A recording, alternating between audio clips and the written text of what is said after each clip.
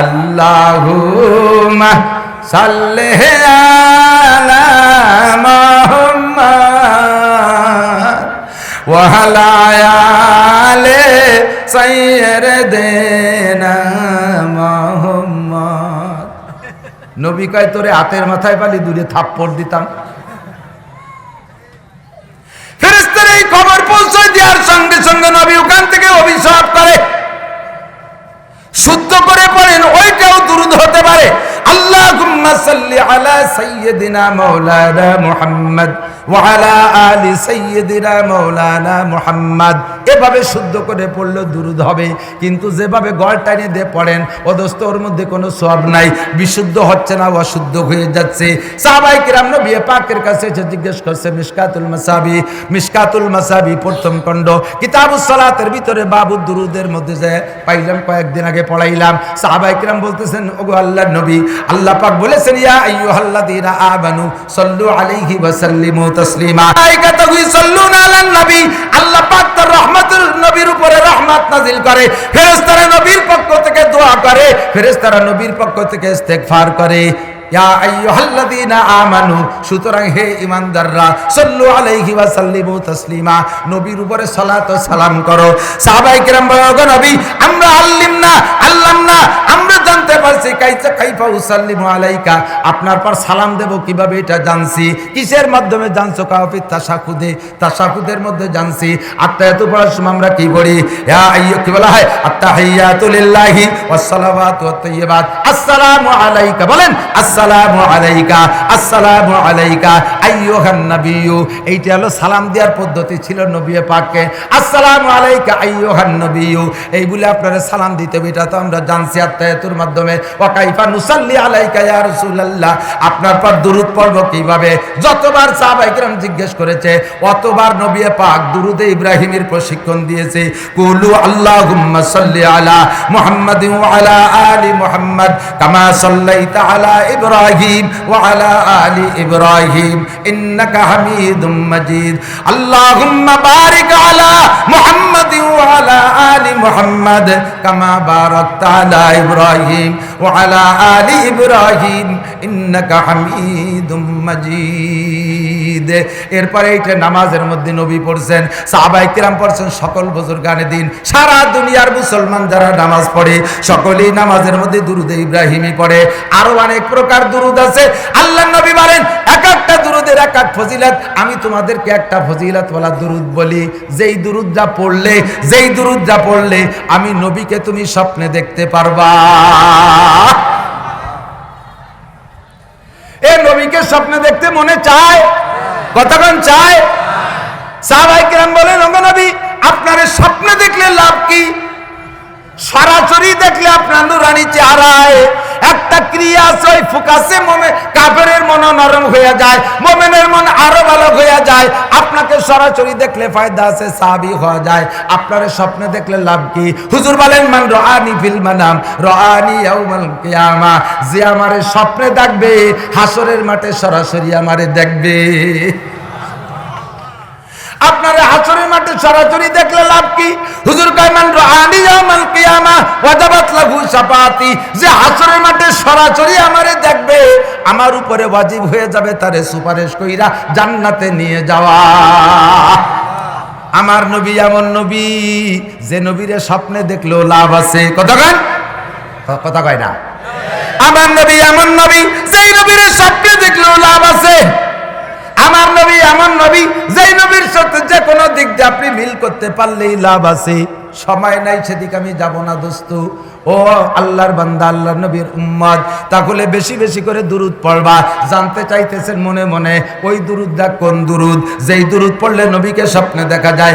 আল্লাহর নবী বলেন, রাতের বেলা পারলে ওযু বানাইবা, না পারলে তায়াম্মুম করবা, পাক বিছানায় শোয়ার চেষ্টা করবা, উত্তর দিকে মাথা কইরা অর্থাৎ কিবলামুখী করে মাথা দিয়ে শোয়ার মুখ দিয়ে চেষ্টা করবা। উত্তর দিক মাথা দিলে বাংলাদেশ থেকে, এই মক্কা থেকে, সৌদি থেকে, পূর্ব দিক যারা, আমরা উত্তর দিক মাথা দিয়ে ডান কাত হয়ে শুইলে কিবলামুখী হওয়া যায়। কিবলার থেকে যারা পশ্চিম দিক তারা দক্ষিণ দিক মাথা দিয়ে শুবি, কিবলার থেকে যারা উত্তর দিক তারা পশ্চিম দিক মাথা দিয়ে শুবি, কিবলার থেকে যারা দক্ষিণ দিক তারা পশ্চিম পূর্ব দিক মাথা দিয়ে শুবি। ডান কাত হয়ে শুইয়া ডান হাতটা গালের নিচে দিয়া 3 বার অন্তর থেকে তওবা পড়বা, আস্তাগফিরুল্লাহ আস্তাগফিরুল্লাহ আস্তাগফিরুল্লাহ। অন্তর থেকে তওবা করবা। তওবা শুধু মুখে নয়, অন্তরের তওবা রাখবা।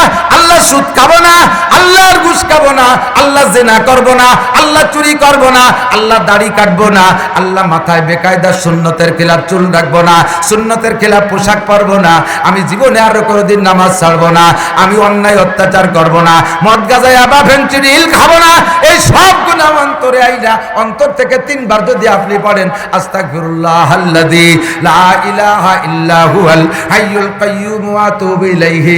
আমার সাথে একটু মস্ক করে ফেলান, আস্তাগফিরুল্লাহাল্লাযী লা ইলাহা ইল্লা হুয়াল হাইয়ুল কাইয়্যুম ওয়া আতুবু ইলাইহি লা হাওলা ওয়ালা কুওয়াতা ইল্লা বিল্লাহিল আলিয়্যিল আযীম। খালেস দিল থেকে 3 বার তওবা কইরা এরপরে ডান হাতটা কানের নিচে দিয়ে মুহাম্মাদি শেকেলে ঘুমাবেন। আমার দিক তাকান, মুহাম্মাদি শেকেলে শুইবেন।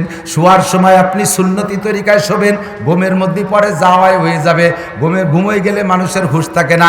ঘুম হলো মৃত্যু সাদৃশ্য, যার কারণে ঘুমের দোয়াও হলো আল্লাহুম্মা বিসমিকা আমুতু ওয়া আহইয়া। আল্লাহ তোমার নামে মরিতেছি। মরার পরে বান্দার কোনো হিসাব নিকাশ থাকে না। কতক্ষণ মরার পরে আর কোনো অন্যায় থাকে না। আগে যা অন্যায় ছিল ওই অন্যায়ের বিচার হবে। ঘুমটা হলো মরণের সাদৃশ্য। ঘুম হয়ে যাওয়ার পরে মানুষের ওই ঘুমের মধ্যে যা কিছু উল্টো পাল্টা হবে ওর কোনো হিসাব নাই। ঘুমের থেকে উঠে দেখছেন লুঙ্গিটা পরনে নাই, ঘুমের থেকে উঠে দেখেন লুঙ্গি গলায় পেঁচানো, প্যান্টটা খাটের নিচে পড়ে গেছে, ওই তো আপনার লেখা হবে না। কিন্তু শোয়ার সময় সুন্নতি তরিকায় শুতে হবে। আমার দিক তাকান, আমার বডির দিক তাকান, খুব এদিক তাকান, দেখা যাচ্ছে? এইভাবে যদি আমি উত্তর দিক ডাইন কাতে শুয়ে পড়ি, আমার বডিটা মোহাম্মদ শব্দ লেখা হয়ে গেছে। এমন করে যদি পারে একটু ভাঁজ করে ডান দিক কায়তে শুই, আমার বডিটা মোহাম্মদ শব্দ লেখা হয়ে গেছে।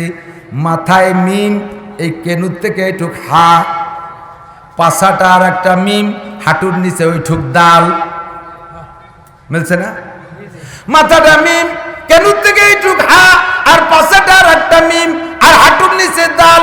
মুহাম্মাদি ফিগার নিয়া, মুহাম্মাদি শেকেল নিয়া, মুহাম্মাদি বডি বানাইয়া ডান কাতে পশ্চিম দিক শুইয়া ওই দুরূদ পড়বা, আল্লাহুম্মা সাল্লি আলা, পড়েন আল্লাহুম্মা সাল্লি আলা রূহি মুহাম্মাদিন ফিল আরওয়াহ ওয়া আলা জাসাদি মুহাম্মাদিন ফিল আজসাদ ওয়া আলা কবরি মুহাম্মাদিন ফিল কুবুর। আল্লাহর নবী বলেন এই দুরূদটা পারলে শোয়ার সময় 40 বার, না পারলে 10 বার, না পারলে 7 বার, না পারলে কমপক্ষে রেগুলার 3 বার করে পড়ে শোও। খালেস তওবা করবা, এরপরে দুরূদ পড়বা। সর্বোচ্চ 40 দিন, একদিনও মিস করবা না। 40 দিন এই আমল করলে তুমি আমি নবীকে স্বপ্নে দেখতে পারবা। আমার যদি স্বপ্নে দেখো কিয়ামতের মাঠে কোটি কোটি মানুষের মধ্যে আমারে দেখবা, আর আমার সাথে যদি তোমার দেখা হইয়া যায়, তাহলে তোমার বাম্পার ফলন, তোমার বিশাল ইনকাম আমি নবীর উপরে ওয়াজিব হয়ে যাবে তোমারে সুপারিশ কইরা জান্নাতে নেওয়া। ও দোস্ত, রবিউল আউয়াল নাই, বেশি বেশি করে দুরূদ পড়বো, ইনশাআল্লাহ ফজিলত পাবো। আল্লাহ আমাদের তৌফিক দান করে, বলেন আমিন। আমার নবীর আদর্শ আলোচনা করা মানে 30 পারা কোরআন শরীফ আলোচনা করা। কতক্ষণ? 30 পারা কোরআন শরীফ আলোচনা করা, নবীর গোটা জিন্দেগীর আদর্শের আলোচনা করা। মাওলানা বলেছেন, আর উলামায়ে কিরাম বলেছেন, এই মাসটা শুধু মিলাদুন নবীর মাস না, এই মাসটা আসলে আলোচনার মাস, হলো সিরাতুন নবীর আলোচনা মাস। এই মাসটা হলো আখলাকুন নবীর আলোচনার মাস, নবী পাকের আখলাক আর সিরাত আর চরিত্রের আলোচনার মাস। এবার গোটা জিন্দেগীর সিরাত আর আখলাকের আলোচনা করতে গেলে 30 পারা কোরআন শরীফের পুরো তাফসীর করা লাগবে, যা আপনাদেরও ধৈর্য কুলাবে না, আমাদেরও সম্ভব হবে না। একটু একটু করে আলোচনা কইরা আগাই। আমার নবীর আদর্শ আর সিরাতের মধ্যে একটা নবী পাক সাল্লাল্লাহু আলাইহি ওয়াসাল্লাম বলেন, হে দুনিয়ার মুসলমান, তোমাদের কাছে আমি জিজ্ঞেস করি, নবীও জিজ্ঞেস করেছেন, নবীর পক্ষ থেকে আমি জিজ্ঞেস, আমার দিক এদিক এদিক, যারা মুরব্বী হয়ে গেছেন, ছেলে মেয়ের বাপ হয়েছেন, তারাও জবাব দেবেন। আর যারা বিয়ে করিস নাই যুবকরা, এদিক টাকা আল্লাহ বাসালি বিয়ে করবি, সংসার হবে, তুই একদিন আব্বা হবি। ঘুমিয়ে আছে শিশুর বেতা, সব শিশুরই অন্তরে কতক্ষণ সবাই আব্বা হবাই আশা তোমার আছে। আমি একটু জিজ্ঞেস করি, যারা আব্বা হইছেন, সন্তান আছে আপনাদের, আর যারা আব্বা হবা, তোমরা এখন সন্তানের কাতারে আছো, কেউ কি তামান্না করেন, কেউ কি চান যে আমার ছেলেটা গাঁজাখোর হোক, আমার ছেলেটা আন্তর্জাতিক খ্যাতি সম্পন্ন নুসক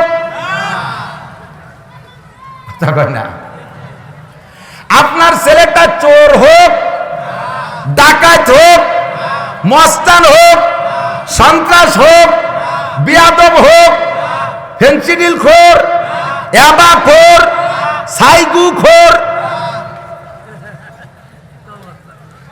নিশা করতে খাইতে খাইতে কি খাওয়া শুরু করছে আমি কই মাঝে মধ্যে 4 বছর আগে ঢাকায় গেছি মাহফিলে মুন্সিগঞ্জ, যুবকরা কানে কানে কয় সত্যি না মিথ্যে তা ওরা জানে, অনেক সময় আমাকে খেফারু জড়িয়ে পায়, কয় যে হুজুর ইদানিং নতুন এক প্রকার নেশা বের হয়েছে। সুবহানাল্লাহ।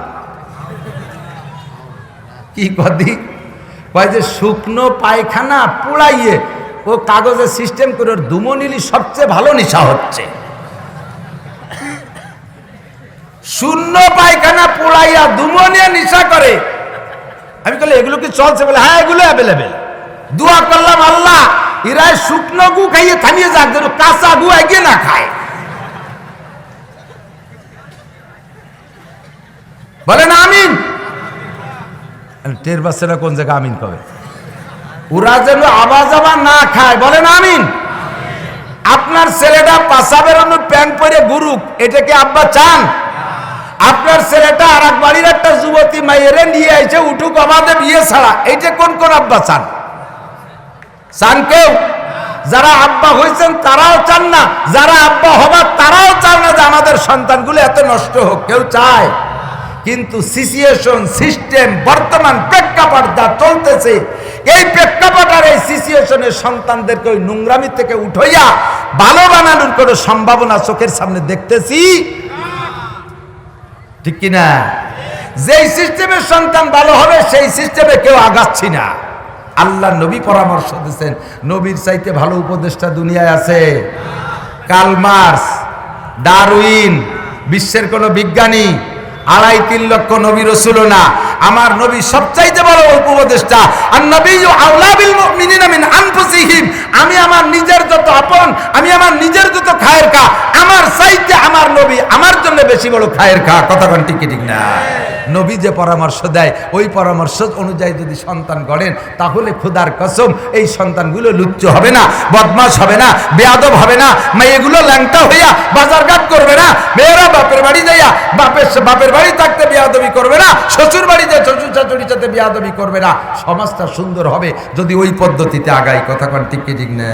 মুরব্বীরা কয় হুজুর ছেলেরা বড় উশৃঙ্খল হয়ে গেছে, একটু দোয়া করেন, একটু দোয়া করেন। ও বাবা, আমি আপনার কাছে জিজ্ঞেস করি, ছেলেদের কাছে আপনার হক চান, আপনি কি ছেলে মেয়ের হক আদায় করছেন?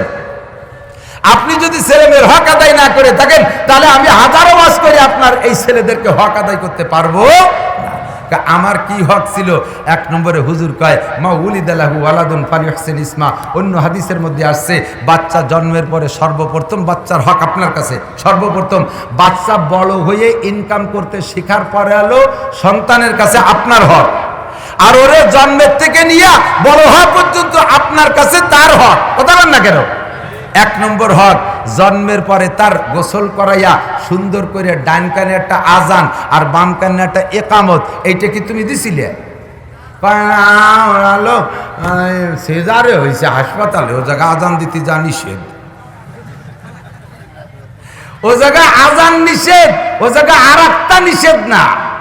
এদিক জন্ম নেছে, ডেলিভারি হয়েছে হাসপাতালে সিজারে, আজান দেনেওয়ালা যাওয়া নিষেধ। ডাক্তার সাহেব পয়স দিয়ে কাটে বের করে থুয়ে চলে গেছে। নার্স আছে 2 জন, একজন হিন্দু আর একজন খ্রিস্টান। মুসলমান নার্স নাই, খ্রিস্টান নার্স সুযোগ পাইয়া পুরুষের সিলেট টাইনে বামরানে মারিয়ে দিছে, আর হিন্দু নার্স সুযোগ পাইয়া মিয়ারা নারীরা নাই এর আমাকে আজানটা শুনে দেই, বাচ্চাটা চেহারা ভালো পাইয়ে খুঁজতে একটা শুনে দেয়, ওর ডাইন কানে উড়ু উড়ু, বাম রানে খ্রিস্টানের সিল। এই ছেলেরে কোরআন শরীফ বাইটিয়া মশলা বানাইয়া খাওয়াই দিলিও, কোরআন শরীফ দিয়ে তাবিজ বানাইয়া গলায় ঝুলাই দিলিও, ও কোরআনের মর্যাদা বুঝবে না, আল্লাহর মর্যাদা বুঝবে না, ইসলামের মর্যাদা বুঝবে না। বড় বড় পথে যাইয়া আল্লাহর কোরআন দিয়ে ঠাট্টা করবে, রসুল নিয়ে তামাশা করবে, ইসলাম নিয়ে ব্যঙ্গ করবে। কথা বলেন ঠিক ঠিক না? ওর কানে জন্মের সময় উলুধ্বনি, সুন্নতে মাইর দেশে ও ছেলে তোমার হক আদায় করবে না। কথা কন না? আর এই সিজার ছাড়া উপায়ও নাই বর্তমানে। সিজার ছাড়া বাচ্চা পেটে যাওয়ার সাথে সাথে ভ্যান চালায়, রিক্সা চালায়, মাটি কাটে, দিনমজুর, সেও আলাদা ব্যাংকে আলাদা এক জায়গা কোটোর বদি টাকা থই, বাচ্চা তো কাটিয়ে বেরোতে হবে, শিং কেটে বেরোতে হবে। এই জন্য পয়সা গুছায়। 1 মাস 2 মাস হইতে না হইতে খালি পরীক্ষা আর পরীক্ষা। ডাক্তারদের কাছে এমন কৌশল আছে, এমন সুন্দর সিস্টেমে জন্ম নিয়ন্ত্রণ করাচ্ছে যে ওই প্রথম পরীক্ষায় গেলে সেই মেডিসিন প্রয়োগ করে দেবে, আর সেই মেডিসিনের কারণে বাচ্চা এমন ভাবে টাইট হবে, নর্মাল ডেলিভারি করে সম্ভাবনাই নাই, কাটিয়ে বের করতে হবে। আর কাটার ঘাট মাত্র 3 ডে, এবাসে 1 পোষ, এবাসে 1 পোষ, মাঝখানে একটা, 3 বার কাটার পরে পেট কাটার জায়গা নেই, কাজেই তুমি আর বাচ্চা নিবা না, হয়ে গেল কাম। মহাসম্পদ, মানব সম্পদের চাইতে বড় সম্পদ হইতে পারে? কথা কর না কে? টের পাচ্ছে না কি কইতেছি? মানুষের চাইতে বড় দামি আর কিছু আছে? কথা কর না? আপনি গরুর ব্যবসা করেন, গরু পালেন, গরু পাইলে বসেন, আপনি গরুর খামার করছেন, আপনার গোয়েল ভরা তাগড়া তাগড়া 6 লাখ টাকা দামের 20 দিয়ে যদি ষাঁড় থাকে, আপনি খুশি হন না?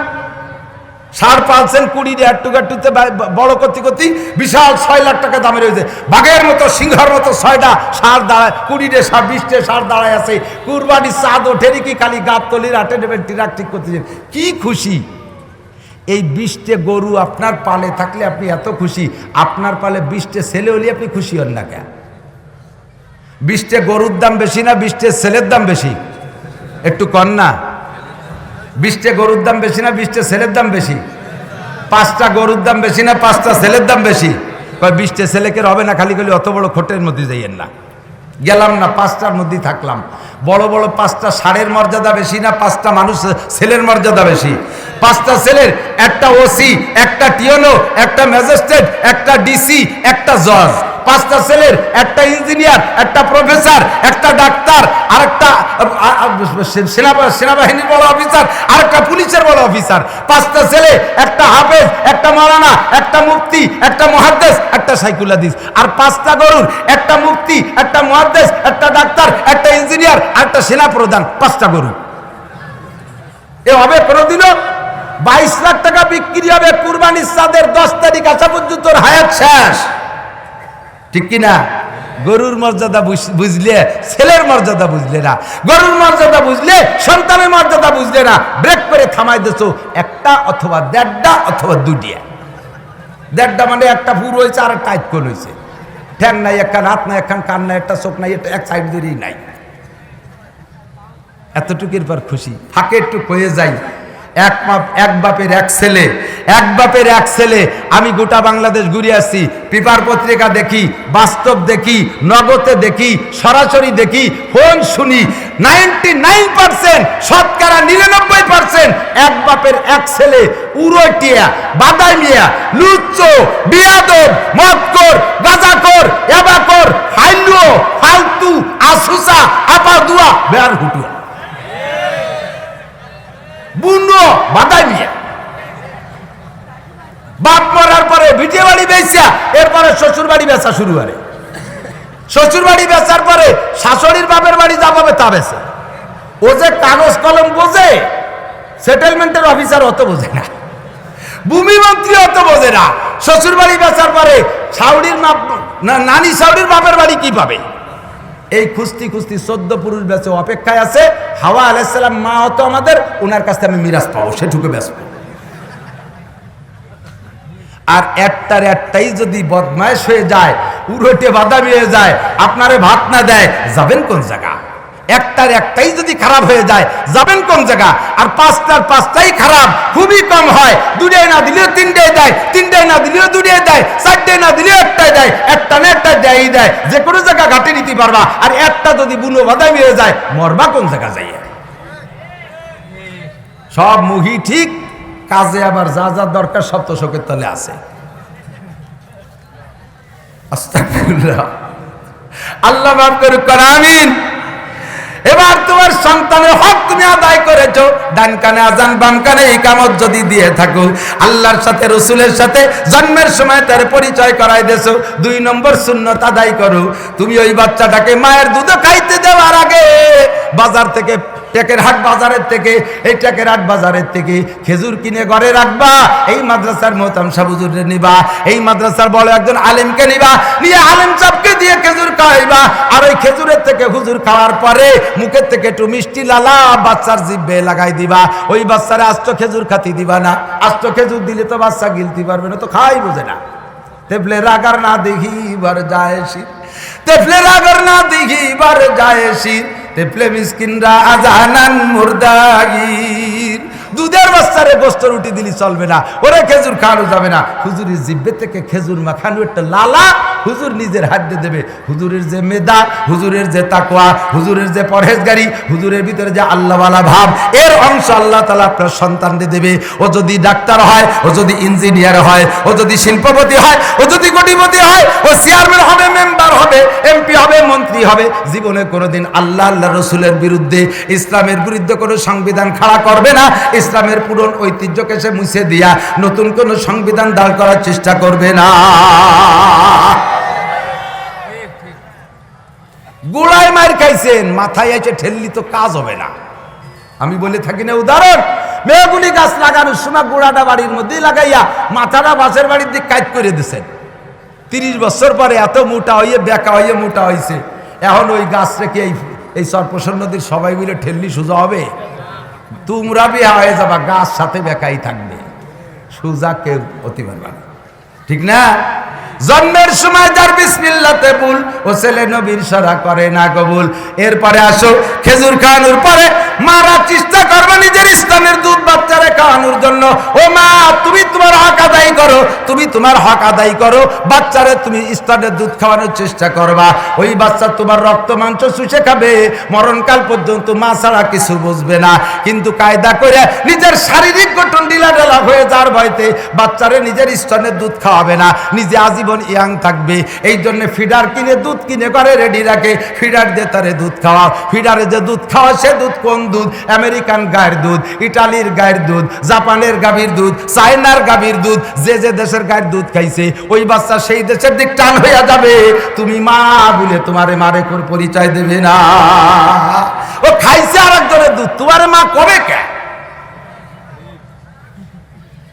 মায়ের দুধের ভিতরে আল্লাহ যে বরকত রাখছে, এ ভাইয়ের দিক তাকান, একটা গাভীতে আধা মণ দুধ হয়, এরম গাভীও আছে না? 30 কেজি দুধ হয়, এরম গাভীও আছে। এই 30 কেজি দুধ বের হয়, এক এক 2-4টে মানে 4টে ছিদ্র, নাকি বেশি ছিদ্র? কথা কয় না। 4টে মানে কয়টা ছিদ্র? এক একটা মানে 20 কেজি দুধ, 4টে বান্ধে, এক এক বান্ধে 5 কেজি করে দুধ বের হচ্ছে মাত্র একটা ছিদ্র দিয়ে। কিন্তু কোন মায়ের স্তনে কি 5 কেজি দুধ হয় এককতে? বাচ্চায় খায় 1 পোয়া, 1.5 পোয়া, আধা কেজি, বেশির বেশি এরকম খায়। বেরোয় কয়টা ছিদ্রতে জানেন? 2 স্তনে 32টে ছিদ্র আছে। 16 32টে ছিদ্র, মুখে 32টে দাঁত আছে। সব দাঁতের শক্তি একরকম নয়। আল্লাহ তাআলা মায়ের স্তনের সেই ছিদ্রের মুখে এমন কুদরতি মেডিসিন আর মেশিন দিয়ে তৈরি সেট করে রাখছে। এই মেশিন দিয়ে ওই একই দুধ এই ছিদ্র দিয়ে বের হলে এক শক্তি, ওই ছিদ্র দিয়ে বের হলে আরেক শক্তি। এই শক্তিটা এই দাঁতে লাগবে, ওই শক্তিটা এই দাঁতে লাগবে। 32টে দাঁতের 32 প্রকার শক্তি 32টে ছিদ্র দিয়ে বের হইয়া সেই শক্তি আল্লাহ পাক সাপ্লাই দিতে থাকে। মায়ের দুধের ভিতরে মাথার ক্যালসিয়াম, মাথার মগজের শক্তি, হাড়ের ক্যালসিয়াম, শিরা উপশিরার শক্তি, হার্টের শক্তি, লাংসের শক্তি, বাল্বের শক্তি, ডায়াবেটিস প্রতিরোধ, হার্ট বিমার প্রতিরোধ, বাল্বের শক্তি ইত্যাদি শক্তি আছে মায়ের দুধের ভিতর দিয়া।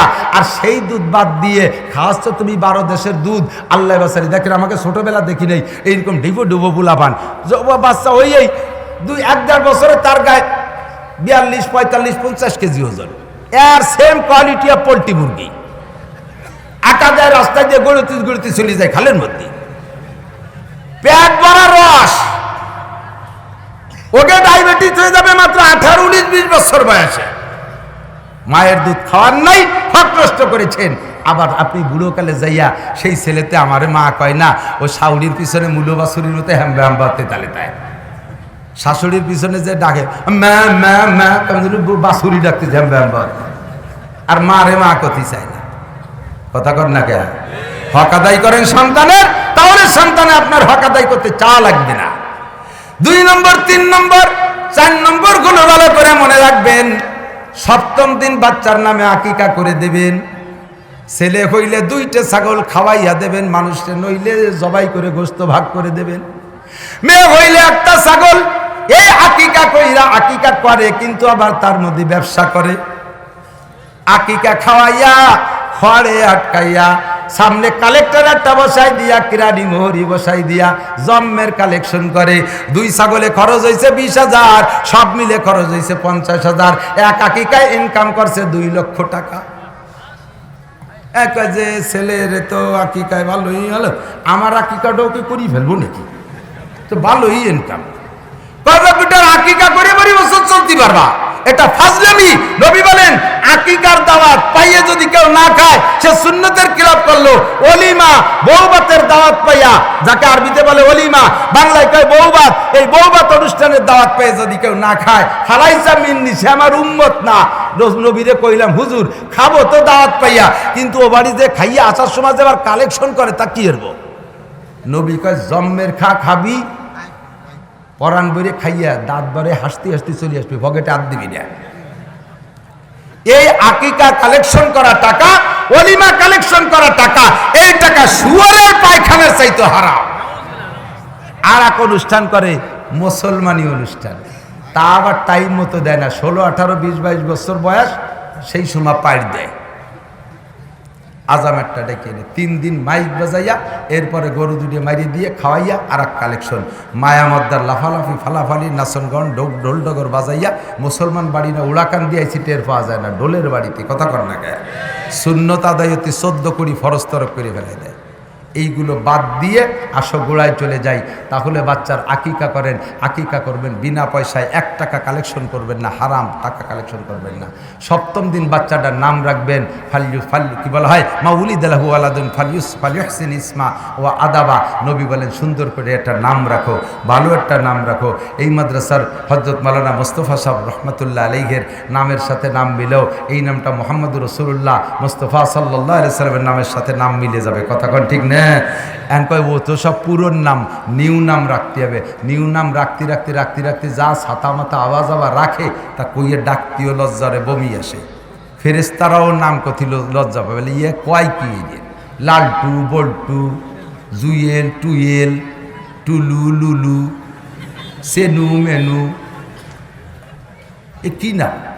সংক্ষেপে 2 অক্ষরে নাম। বড় করে নাম রাখো, সুন্দর করে নাম রাখো। নামের বরকতে কিয়ামতে হাজারো সন্তান পার হয়ে যাবে, আর সে পার হয়ে গেলে তুমি আব্বা তার ওসিলায় নাজাত পেয়ে যাবা। নাম ভালো একটা রাখছে, সেটা তার টিরাঙ্গে, আর সবসময় মানুষের সামনে থাকে ছোট্ট একটা বিশাল নাম একটা আছে। কয় তোর নাম কি? কয় নাম তো শুনি নে, ওটা হলো টিরাঙ্গে থাকে, আইডি কার্ডে টিরাঙ্গে থাকে। ফালিউহসিন ইসমা ওয়া আদাবা। এরপরে হুজুর বলেন আদব শিক্ষা দাও। এ যুবক আমার দিক তাকাও। আদব তাজ তে আজলুত পে ইলাহি বেনে বরসর বেরো হর জাকে খাহি। যত ভালো আদব আছে দুনিয়ার কোন আদব মুহাম্মাদি আদবের সাথে মিল খাবে? জোরে কান খাবে? আল্লাহ নবীর আদবের চাইতে আদব নাই, নবীওয়ালা আদবের চাইতে আদব নাই।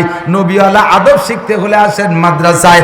আমি চ্যালেঞ্জ করে বলতে পারি, আমি 100 বার চ্যালেঞ্জ করতে পারি, আমার মাদ্রাসার ছেলেরা গালাগালি করে না, মাদ্রাসার ছেলেরা অকথ্য ভাষায় গালি দেয় না, মাদ্রাসার ছেলেরা কারোর সাথে বিয়াদবি করে না, মাদ্রাসার ছেলেরা চুরি করে না, মাদ্রাসার ছেলেরা ডাকাতি করে না, 99% মাদ্রাসার ছেলেরা লুচ্চমি করে না, পরের গাছের নারকেল চুরি করে পাড়িয়ে খায় না, পরের ঘরের মুরগি চুরি করে খায় না। মাদ্রাসার মাদ্রাসার ছেলেরা পরের গাছের খেজুরের রস চুরি করে খাইয়া ঠিলের মধ্যে মুতে থই না, মাদ্রাসার ছেলেরাই টালটু বাল্টু করে না, পরের মায়ের গায়ে অ্যাসিড মারে না, উলাম মুরব্বীদের সাথে বেয়াদবি করে না। মাদ্রাসার ছেলেরা দেখলে আপনাদেরকে মোহাব্বতের সাথে সালাম দেয়, দেয় না?